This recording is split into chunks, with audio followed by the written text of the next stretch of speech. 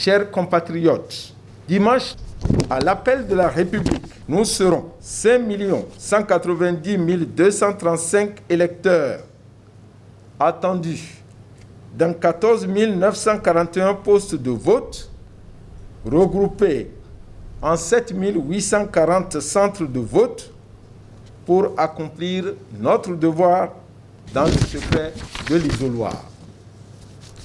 Mais comme je l'avais déjà indiqué dans mon message, à la veille de l'ouverture de la campagne électorale, le contexte de ces élections est très spécial du fait de la pandémie du Covid-19 qui reste toujours d'actualité.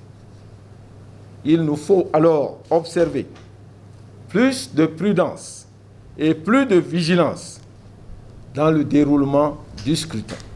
Je voudrais rassurer tous les électeurs que le gouvernement a mis à la disposition de la Sénat suffisamment de matériel de protection sanitaire afin que chaque électeur puisse en disposer le jour du scrutin dans tous les centres et postes de vote sur toute l'étendue du territoire national. C'est l'occasion d'adresser nos remerciements à Monsieur l'ambassadeur de la République populaire de Chine, près le Bénin, qui, en signe de solidarité, a apporté sa contribution à la Sénat en nous fournissant des lave-mains, des flacons de gel et des masques.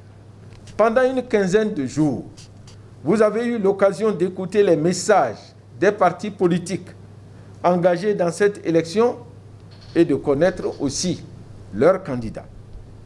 C'est à vous que revient maintenant la parole en exprimant votre choix dans le secret de l'isoloir.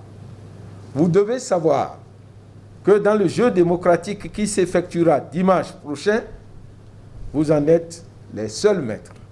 C'est pourquoi je vous invite à vaincre la peur et à sortir massivement pour accomplir votre devoir civique.